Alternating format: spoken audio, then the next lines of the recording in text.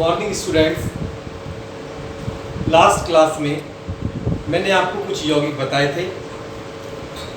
आज उनके नाम बनाना मैं आपको सिखाऊंगा। आइए देखते हैं कैसे उनके नाम बनाते हैं। सबसे पहले हम लेते हैं एल्किल हैलाइड, या फिर इन्हें हम हेलो एल्केन भी कहते हैं।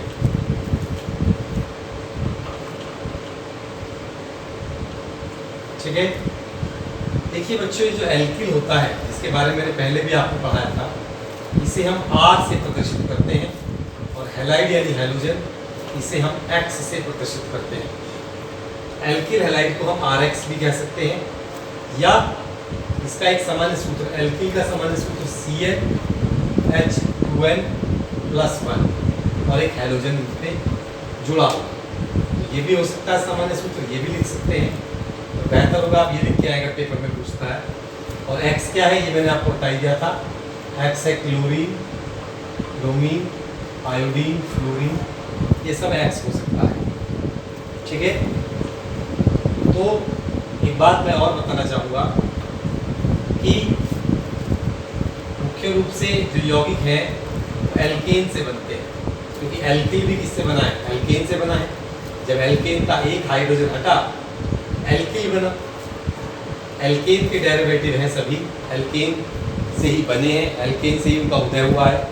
जैसे मैं बताना चाहूँगा कि CH4 है, इसका एक H हटा दिया जाए बन जाएगा CH3 और कार्बन की एक संयोजकता मुक्त हो जाएगी, उससे जुड़ गया क्लोरीन, तो ये बन गया आपका एल्किल हैलाइड। तो जितने भी यौगिक होते हैं वो सब बनते एल्केन से ही हैं। एल्केन से ही अधिकांश या समस्त यौगिक बनते हैं। इसलिए हम जब IUPAC नाम बनाएंगे तो एल्केन को ही याद करेंगे। आइए आगे बढ़ते हैं। पहला, अगर आप n बराबर 1 रखते हैं यहाँ पर, पहला जो यौगिक बनेगा वो बनेगा CH3 और यहाँ पर इसके साथ क्लोरीन, ब्रोमीन कुछ भी ले सकते हैं। तो यह है मिथाइल, CH3 को मिथाइल या मैथिल कहते हैं, जो भी आप लिखना चाहें। क्लोरीन को क्लोराइड, मिथाइल क्लोराइड या मैथिल भी लिख सकते हैं, जैसा आप लिखना चाहें वो आपके ऊपर निर्भर है। मैथिल क्लोराइड, ठीक है। और अगर n बराबर 2 रख देंगे C2H5, जब Br ले लिया तो ब्रोमीन, तो C2H5 एथिल होता है, एथिल या इथाइल, एथिल ब्रोमाइड,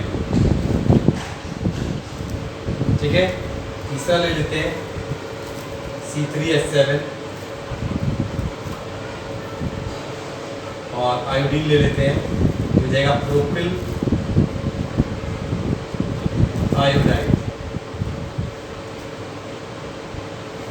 अभी एक चीज़ याद रखेंगे, जैसे C2H5 में मैंने बताया था इसे CH3 CH2 लिख सकते हैं, तो ब्रोमीन यहाँ जुड़ जाएगा इससे।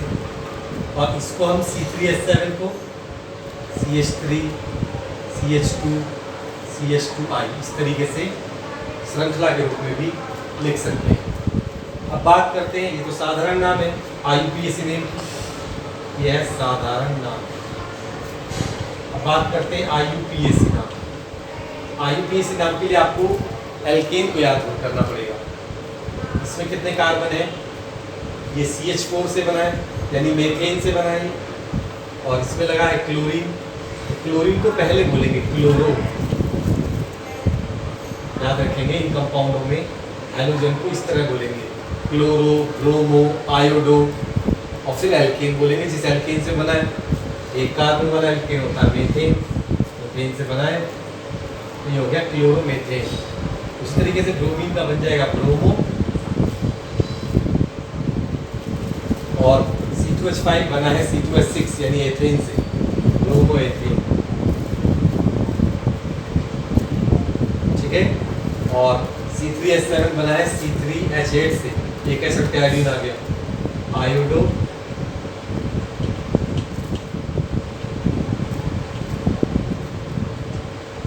आयोडोप्रोपेन। इस तरीके से इन यौगिकों के नाम बनाए जाएंगे। आगे मैं आपको और नाम बनाना बताता हूँ।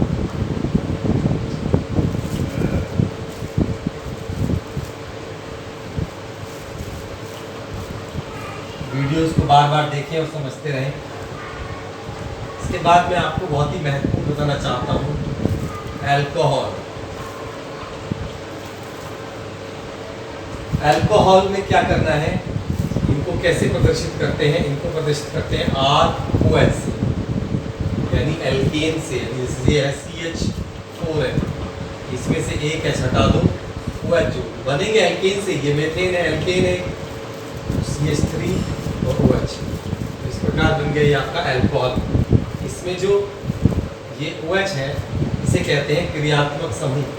वहाँ हेलोजन था क्रियात्मक समूह, याद रखना क्रियात्मक समूह, क्रियात्मक समूह है OH। इसे OH को क्या कहते हैं, OH को कहते हैं हाइड्रोक्सिल समूह।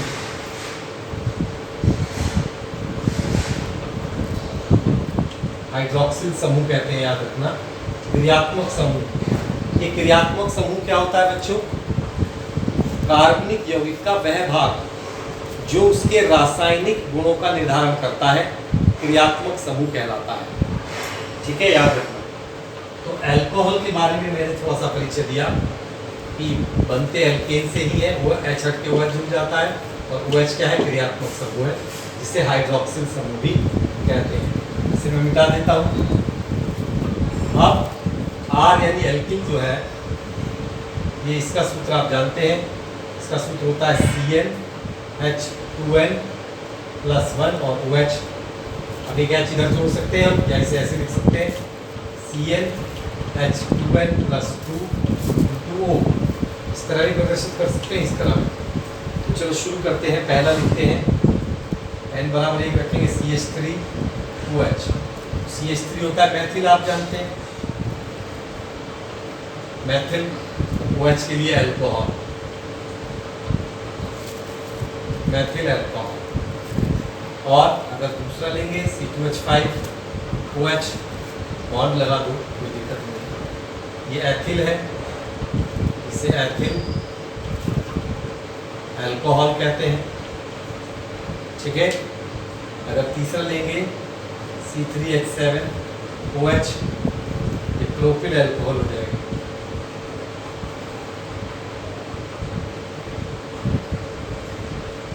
अब IUPAC नेम कैसे बनाएंगे, IUPAC नेम के लिए हमें फिर वही एल्केन को ही याद करना पड़ेगा। जैसे ये CH3 बना है, CH3OH CH4 से बना है, तब होता मेथेन। तो इसमें याद रखना, जैसे इंग्लिश में लिखे थोड़ा सही समझ में आएगा, जैसे मीथेन होता है, तो मीथेन में से E को हट जाएगा, E को काट दो और ओल जुड़ जाएगा, बन जाएगा मीथेनॉल या मेथेनॉल। इस तरीके से हिंदी में भी लिख सकते हैं, इंग्लिश से समझ में आया होगा कि ओल जुड़ जाएगा, ई हट जाएगा। अब 2 कार्बन में इथेन होता है, इथेन में से ई हट जाएगा, ओल जुड़ जाएगा, एथेनॉल, ये हो गया एथेनॉल। ये जो C2H5OH है, ये वो अल्कोहल है जो शराब में डाला जाता है, शराब बनाने के लिए यूज किया जाता है, एथिल अल्कोहल या एथेनॉल। C3H7 3 कार्बन का प्रोपेन होता है, प्रोपेन में ई हट के ओल जुड़ गया, प्रोपेनॉल। इस तरीके से साधारण नाम बनेंगे, और ये IUPAC नेम। इसके बाद मैं आपको समझाता हूँ अगला यौगिक, वो है ईथर। मैं इसे मिटा रहा हूँ।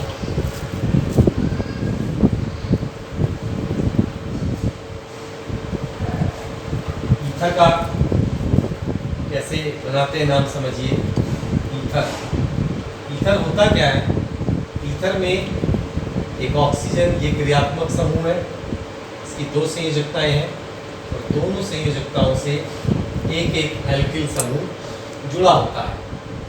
ठीक है, अब जैसे R की जगह मैंने CH3 रखा, O, और दूसरे R की जगह भी CH3 रख दिया। जरूरी नहीं है कि दोनों एक जैसे हो, दोनों अलग अलग भी हो सकते हैं। तो साधारण नाम के लिए 2 मिथाइल हैं या मैथिल है तो डाई मैथिल, और क्योंकि ऑक्सीजन है तो ईथर।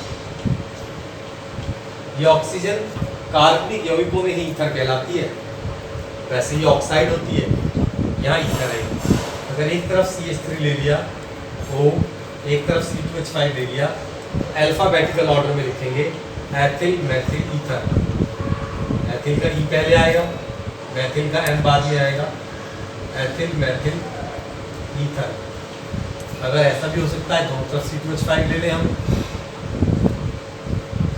ये हो जाएगा आपका डाई एथिल। अब की बात 2 एथिल हो गए, डाई एथिल ईथर। इस प्रकार नाम आप बना सकते हैं। इसका IUPAC नेम बनाना थोड़ा सा कठिन है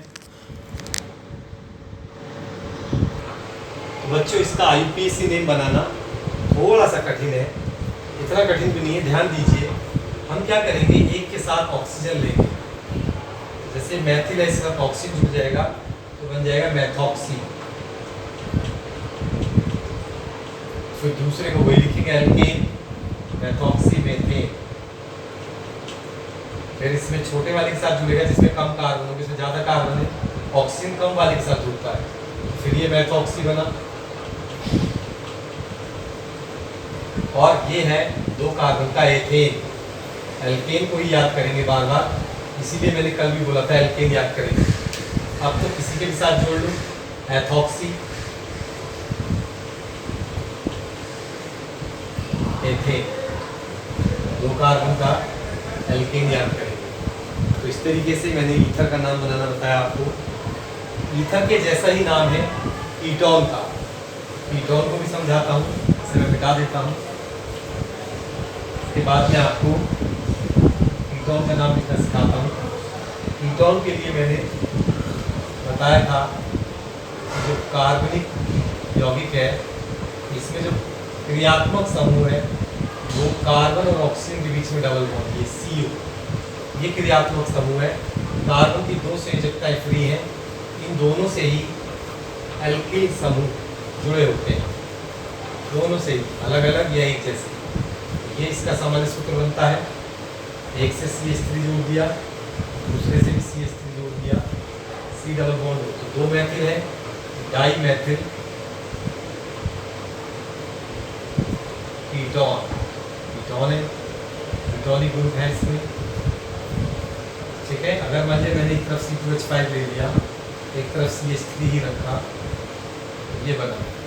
तो इसमें ethyl methyl ketone, ethyl methyl ketone. अब IUPAC नेम बनाना बहुत आसान है। इसमें IUPAC नेम बनाने के लिए सारे कार्बन गिनेंगे, 1 2 3। 3 कार्बन में क्या होता है, प्रोपेन।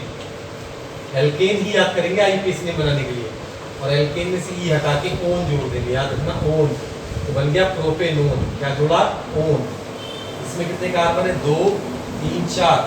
4 का होता है ब्यूट, ब्यूटेन। ब्यूटेन में से ई हट के ओन लग गया, ये बन गया ब्यूटेनोन। इस तरीके से कीटोन का नाम आप बना सकते हैं। अब बहुत महत्वपूर्ण यौगिक का नाम मैं बताऊंगा आपको, एल्डिहाइड पढ़ाऊंगा और उसके बाद पढ़ाऊंगा कार्बोक्सिलिक अम्ल।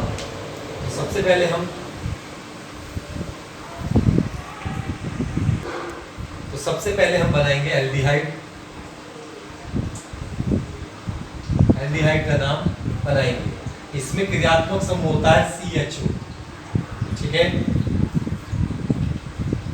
और ये जो CHO क्रियात्मक समूह है, इससे एल्किल समूह भी जुड़ सकता है। और बच्चों आप देख रहे हैं कि बोर्ड पे साफ दिखाई नहीं दे रहा है, क्योंकि ये लाइट चली गई है और इन्वर्टर वाली लाइट सामने है, और जो नॉर्मल लाइट होती है उसकी लाइट ऊपर है।